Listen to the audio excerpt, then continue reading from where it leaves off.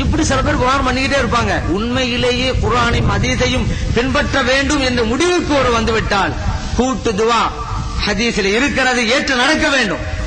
ஏன்னா சிலரும் தெளிவா சொல்றாங்க, பல ஹதீஸ்ல சொல்லி இருக்கிறாங்க.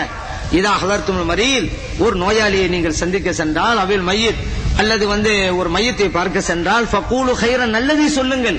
ஃபஇன்னல் மலாயிகா யுஅம்மினூன அலா மா தகூலூன், நீங்கள் கூறுகின்ற கூட்டுகளுக்கு மலக்குகள் ஆமீன் சொல்கிறார்கள். நீங்க என்ன சொல்றீங்களோ அதுக்கு ஆமீன். கூட்டு துவா இருக்கிறது.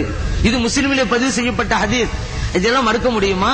கூட்டு துவா இல்லைன்னு சொல்லி எப்படி இளைஞர்கள் எல்லாம் கொண்டு போயிட்டாங்க தவறான வழிக்கு. அதான் நம்ம சொல்றோம், சுன்னத் வல் ஜமாத் எது செஞ்சாலும் சரிதாங்க, ஆதாரம் இல்லாமல் செய்ய மாட்டாருங்கிறத நினைவில் வைங்க. ஆதாரத்தோட தான் செய்வோம். இப்ப கூட்டு துவால கூட ஆமீன்கிறோம். ஆமீன்னா எனக்கு அர்த்தம், இறைவனை ஒப்புக்கொள்வாயான்னு அர்த்தம். இந்த இனிமே வஹாபில் நீங்க கேள்வி வைக்கணும். என்ன தெரியுமா? ஒரு ஆள் தொழுதுட்டா இருப்பான், தொழுதுட்டு அல்லாட்ட துவா செய்யறாரு. இததான் கேட்கணும், இததான் கேட்க கூடாது அப்படின்னு ஏதாவது இருக்குதா? எதை வேண்டுமானாலும் கேட்கலாமான்னு கேளுங்க வஹாபில்ட்ட. என்ன வேண்டுமானாலும் கேட்கலாம் தான் சொல்லுவாங்க. உடனே நீங்க பிடிக்கணும். இப்ப நாங்க ஆமீன்கிறோமே அல்லாட்ட தானே கேட்கிறோம், அந்த இமாமுடைய துவாவே அங்கீகரிப்பான்னு அல்லாட்ட கேட்கிறோம். எதை வேண்டுமானாலும் கேட்கலாம் இருக்கும் பொழுது அவருக்கு சுகத்தை கொடுப்பாயாக, அவருக்கு செல்வத்தை கொடுப்பாயாக கேட்கிற மாதிரி, யா அல்லாஹ் அந்த இமாமுடைய துவாவே அங்கீகரிப்பாயான்னு கேட்கிறோம். இது நீ கேட்கான்னு சொல்றதா இருந்தா ஆதாரம் காட்டு. அல்லாட்ட என்ன வேண்டுமானாலும் கேட்கலாம், இப்படி கேட்க கூடாது, ஆதாரம் காட்டு அப்படின்னு கேட்கணும். என்னங்க இது? அல்லாட்ட நம்ம சொல்றோம் இவருடைய துவா ஒப்புக்கொள்ளு, நம்ம உரிமை, இறைவன்ட்ட எது வேண்டாலும் கேட்கலாம். இதை தடுப்பதற்கு இவர்கள் யார்? ஒவ்வொன்னா மார்க்கத்தை இல்லாத கருத்தை சொல்லி சொல்லி அது போல நம்ம கந்தூரி கொண்டாடுவோம். நாகூர் நாயத்துக்கு மேல, ஓச நாயத்துக்கு மேல அவங்க பேர்ல நம்ம ஆடறுத்து சோறாகி ஏழைகளுக்கு கொடுப்போம். இது ஒண்ணு ஷிர்க் பித்அத். இதுக்கு ஒரு வசனத்தை கொண்டு வந்துடுறது. என்னது? அல்லாஹ் குர்ஆன்ல சொல்லிட்டான், வமா உஹில்ல பிஹி லிகைரில்லாஹ், அல்லாஹ் அல்லாததற்கு அறுக்கப்பட்டது கூடாது. அப்படி அதுக்கு அர்த்தம். அல்லாஹ் தெளிவாக இந்த வசனத்திற்கு, இந்த வாசகத்திற்கு விளக்கம் என்னங்கிறது இன்னொரு வசனத்தை சொல்லி காட்டுறான். வலா தஅகுலு மிம்மா லம் யுذ்கரிஸ்முல்லாஹ், இறைவனுடைய பெயர் சொல்லி அறுக்கப்படாவிட்டால் அதை நீங்கள் உண்ணாதீர்கள். அதான் அதுக்கு அர்த்தம். அல்லாஹ்வுடைய பெயர் சொல்லி அறுக்கணும், பிஸ்மில்லாஹ் அல்லாஹ் அக்பர், அப்பதான் கூடும். அந்த வசனத்தை கொண்டு போய் அல்லாஹ் அல்லாதவங்களுக்கு போய் அறுக்கிறீங்க அப்படிங்கிறது மார்க்கத்துல அல்லாஹ்வுடைய ரசூல் ஸல்லல்லாஹு அலைஹி வஸல்லம் செஞ்சு தந்தது தானங்க. அது ஒரு ஆட்டை அறுக்கிறாங்க ஸல்லல்லாஹு அலைஹி வஸல்லம், அல்லாஹ்வுடைய பெயர் சொல்லி தான் அறுக்கிறாங்க, நன்மையை மற்றவர்களுக்கு சேர்த்து வைக்கிறாங்க. இதைத்தான் நம்ம செய்யறோம். முஸ்லிம்ல பதிவு செய்யப்பட்ட ஹதீஸ்.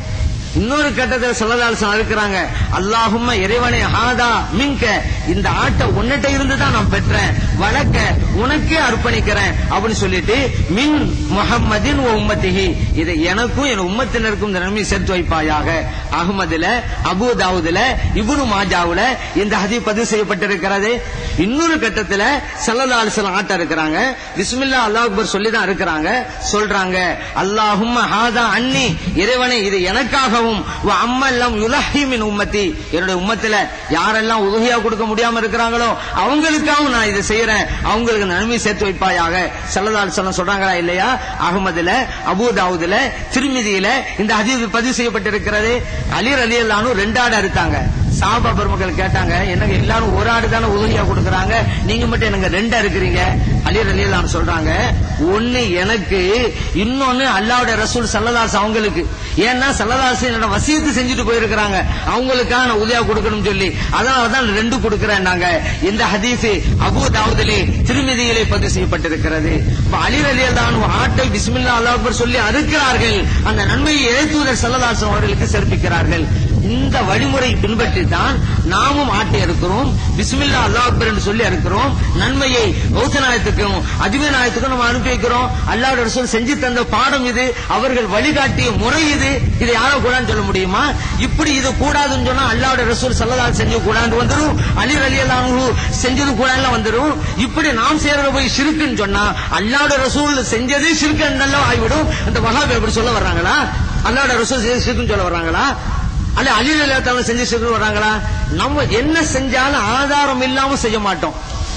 பிஸ்மில்லா சொல்லி அறுக்கணும், நன்மையை பிறருக்கு சேர்ப்பிக்கிறது. இது அல்லாஹ்வுடைய ரசூல் ஸல்லல்லாஹு அலைஹி வஸல்லம் சொல்லி காமிச்சிருக்கிறாங்க. இதைத்தான் நாம் செய்து கொண்டிருக்கிறோம். இதை போய் எப்படிங்க இவங்க ஷிர்க்குங்கறாங்க? அவ இப்னு தைமியாவுடைய கருத்தை நிலைநாட்டுவதற்கு தேவையில்லாமல் வசனத்தை பயன்படுத்துகிறார்கள். இதுதான் உண்மை. அப்படி செய்யலாமா? உண்மையிலேயே விருந்தோம்பல்ங்கிற நம்மகிட்ட தானங்க இருக்குது. அடுத்த ஆளுக்கு சோறு ஒரு பேச்சுக்காவது வாங்கலாம் சாப்பிடலாம் அது கூட சொல்ல மாட்டாங்க. இப்படி சில பேர் இருக்கிறாங்க. இப்படி ஒரு ஆள் இருந்தாரு. யாரையும் சாப்பிடணும்னு கூப்பிட்டதே கிடையாது அவருடைய அகராஜில. அவரை பார்க்க ஒரு ஃப்ரெண்டு வீட்டுக்கு போனாரு. அந்த நேரம் பார்த்து அந்த ஆள் சாப்பிட்டுட்டு இருக்கிறாரு. ஒரு தர்ம சங்கடமான நிலை தான். சொன்னாரு வாங்கலாம் சாப்பிடலாம் அப்படின்ட்டு. உடனே பயமும் வந்துருச்சு. நம்ம ஒரு பேச்சுக்கு தான் சொன்னோம், இந்த ஆள் நம்பி உட்கார்ந்துட்டா என்ன செய்யறது. உடனே சொல்றாரு நாங்கெல்லாம் சொன்னா நீங்க சாப்பிட போறீங்க அப்படின்ட்டாரு. வந்தால் விவரமானாலு அவர் சொன்னாரு நீங்க சொல்லி நான் சாப்பிடாம இருக்கலாமாங்கன்னு கேட்டாரு.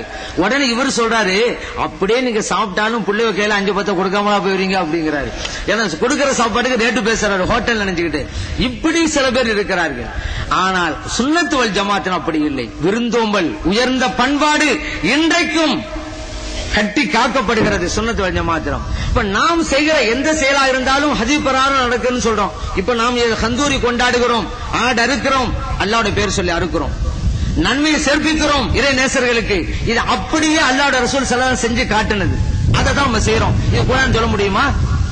ஆதாரம் இல்லாத நம்ம செஞ்சுட்டு இருக்கிறோம்.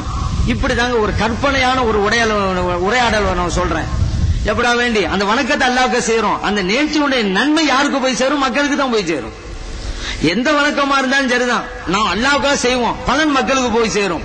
இப்ப ஜக்காத்னு வச்சுக்கிறீங்களேன், வணக்கம் தான், அல்லாஹ்வுக்கு தான் செய்யறோம். ஆனா அந்த ஜக்காத் பொருள் அல்லாஹ்வுக்கு கொடுக்கிறோம், மக்களுக்கு தான் கொடுக்கிறோம். ஜக்காத் வணக்கம் இறைவனுக்கா செய்தாலும் அதோடைய பயன் மக்களுக்கு தான் போய் சேருது. குர்ஆனை கற்றுக் கொடுக்கிறது வணக்கம், வணக்கம் அல்லாஹ் ஒருவனுக்கு தான். அதனால அல்லாஹ்வுக்கு குர்ஆனை கற்றுக் கொடுக்க முடியும். அந்த வணக்கத்தை இறைவனுக்காக செய்கிறோம், ஆனா அந்த பலன் மக்களுக்கு தான் போய் சேருகிறது. இப்ப நேர்ச்சையிலே வச்சுக்கிறீங்களேன், எனக்கு இந்த காரியம் ஆயிட்டா 10 பேருக்கு நான் உணவளிக்கிறேன்டாரு. அதெல்லாம் வஹாபிட்ட கேளுங்க கூடுமான்னு. இது கூடுமாங்க. இப்ப நீங்க அவங்ககிட்ட கேட்கணும், நீங்க தான் சொன்னீங்க வணக்கம்ங்கிறது அல்லாஹ் ஒருவனுக்கு தாண்டு நேர்ச்சை வணக்கம்ட்டீங்க. இப்ப 10 பேருக்கு உதவி செய்யறாங்க அல்லவா இவர் நேர்ச்சை பண்றாரு, மக்களுக்கு இவர் நேர்ச்சை பண்ணிருக்கான்னு கேளுங்க. அப்ப விளக்கம் தருவாங்க. அல்லாஹ்வுக்கு தாங்க இது செய்யறாரு, சோறு கொடுக்கறது இவருக்கு. இப்படி இந்த விளக்கம் இங்கெல்லாம் தெரியுதுல, ஏன் வழிமார்கள் விஷயம் மட்டும் இந்த விளக்கம் வர மாட்டேங்குது? அங்கேயும் அப்படித்தான். வணக்கம் என்பது இறைவனுக்குத்தான். அந்த வணக்கத்தின் நன்மையை தான் இறைநேசருக்கு நம்ம சேர்ப்பிக்கிறோம். வணங்குதா உங்களுக்கு? எந்த பிரச்சனை 100 பேருக்கு நம்ம உணவு வச்சுக்கிறோங்களேன், அந்த இபாதத்தை இறைவனுக்காக செய்கிறோம், அந்த நன்மையை இறை நேசருக்கு சேர்த்து வைக்கிறோம். இதுல எங்க பிரச்சனை இருக்கு? நதுரண்டா என்ன நீங்க தெரிஞ்சுக்கணும். நேர்ச்சைன்னா என்ன தெரியுமில்ல? நமக்கு கடமை இல்லாததை கடமையாக்கி கொள்வது, அதுதான் நேர்ச்சை. ஏற்கனவே கடமையாக இருக்குது, அதை போய் கடமையாக்க கூடாது. ஒரு ஆள் சொல்றாரு எனக்கு என்னுடைய தேவை நிறைவேற்றிட்டா நான் 5 வேளை ஒழுங்கா தொழுகிறேன் அப்படின்றாரு. இது நேர்ச்சை அல்ல. இவர் தான் 5 வேளை தொழுதானே ஆவணும். எனக்கு நோய் இல்ல, எனக்கு இருந்த நோயெல்லாம் நீங்கிட்டா நான் ரம்ஜான்ல 30 நோன்பு வைக்கிறேன் அப்படிங்கிறாரு. இது நேர்ச்சையா? இவர் 30 நோன்பு வச்சுதானே ஆவணும். இதெல்லாம் ஏற்கனவே கடமை இருக்குது, இது அல்ல. இவர் இப்படி வைக்கிறாரு, நான் மதரசா கட்டி கொடுக்கறேன், 100 பேருக்கு நான் சோறு கொடுக்கறேன், அல்லது நான் 100 ரக்காத்து தொழுகிறேன், இப்படி வச்சா. ஏன்னா இதெல்லாம் கடமை இல்ல. கடமை இல்லாததை கடமையை கொள்வதுதான் நேர்ச்சை என்பது. இந்த நல்ல காரியத்தை செய்தால் நன்மை கிடைக்கிறது அல்லவா? இந்த நன்மை தான் இறை நேசருக்கு சேர்கிறது. எவ்வளவு தெளிவாக இருக்கிறார்கள் சுன்னத்து ஜமாத்தினர். அவர்கள் போட்டு குழப்புறீங்க. மார்க்கம் தெளிவாக இருக்கிறது, வஹாபிகள் புரிந்து கொள்ளவில்லை. தெளிவாக இருப்பவர்களே குழப்பிக் கொண்டிருக்கிறார்கள். இதுதான் நமக்கு வருத்தமாக இருக்கு.